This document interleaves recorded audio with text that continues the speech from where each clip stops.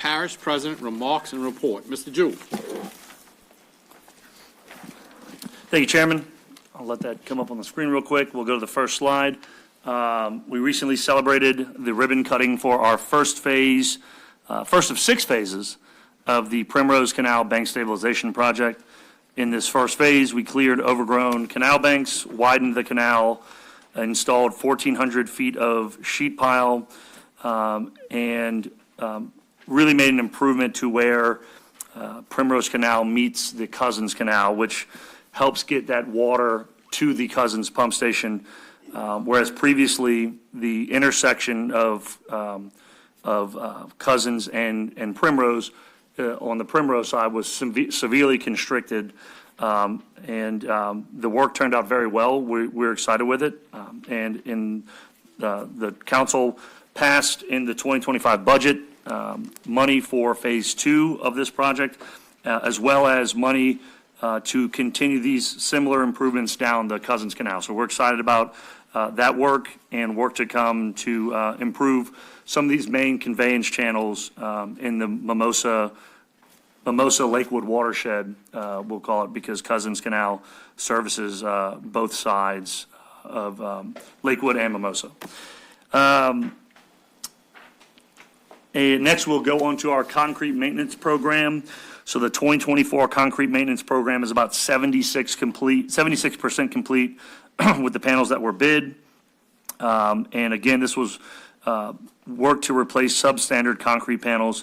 A third-party firm graded these panels, and we selected panels that were in poor condition and are in the process of replacing those. The streets included in this project are mainly in the Old Luling area between Paul Mallard and Sugar House, and then there will be some work being done on Celia Drive off of Barton. We look forward to continuing this project and projects like this in subsequent budgets to get our concrete streets back up to a good condition. Go over to Texaco Road. This is Cousins Canal that you're looking at. I was just speaking about Cousins Canal. You can see from the picture that we are in the process of laying new force main. They are actually taking that polyethylene pipe and fusing it, laying it in the canal, and then open cutting down Texaco Road off to the side, and then laying that pipe in there. Within the last year, the asbestos concrete pipe that is currently in the ground there has broken 7 times, causing our crews to have to go out at all hours of the day and night to make those repairs. So we are excited to be able to make this repair and basically secure this line for at least 50 plus years.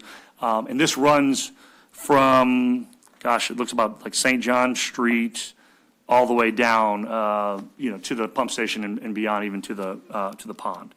So that project is ongoing. We'll go to the next slide, which is our East Bank Lift Station Rehabilitation Project. We have 3 lift stations that are being rehabbed and converted. This project is about 80% complete. This project entails converting 3 50-year-old dry pit stations at Wildcat Lane, East Street, and Clayton Street, and converting them over to submersible stations. And you may be, if you go to the next slide, you may be wondering what a dry pit station and a submersible station is. So I wanted to take an opportunity to do kind of an educational moment.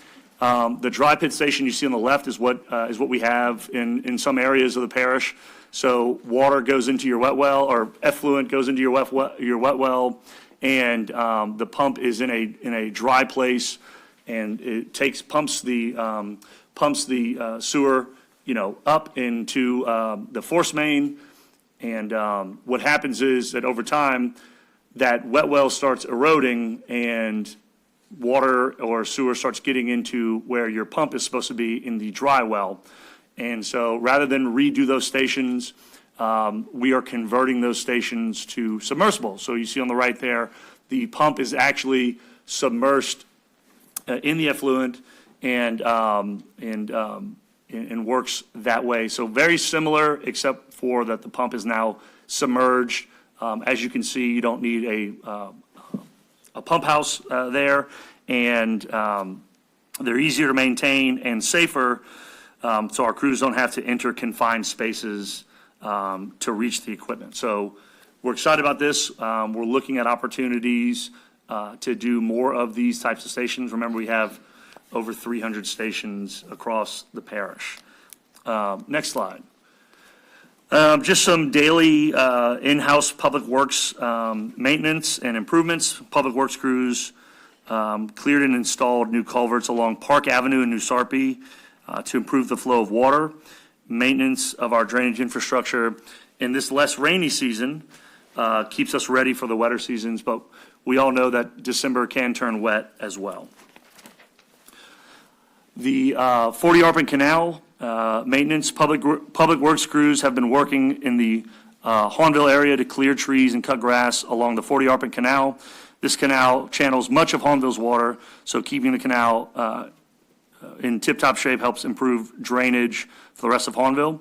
I will note, too, that the heavy drainage crews have been doing a large amount of work in the outfalls of this beyond 3127 in Hawnville Canal, Parity Canal, 80 Arpent Canal, and the Sheriff's Canal with our marsh buggy. So working on all of the outfalls that go to Lake des Allemands. All right.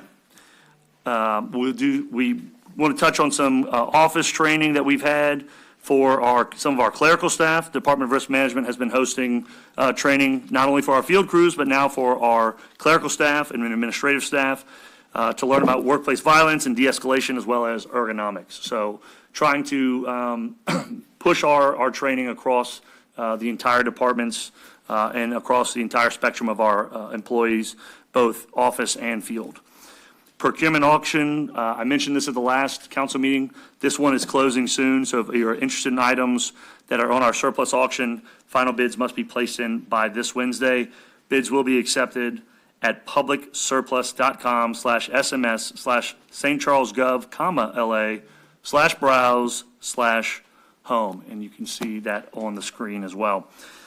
All right, the 2024 toy and gift event will be held Saturday, December 14th at the Edward A. Dufresne Community Center.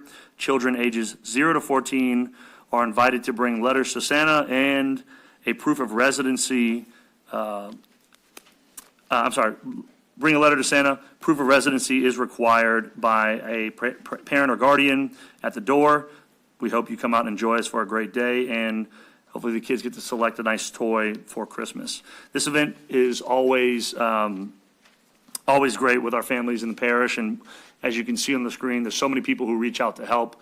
Along with the United Way, you have Valero, the Toys for Tots, Bungie, and the Rotary Club. So it's great to have everybody come together to put that on, and it really is a great event.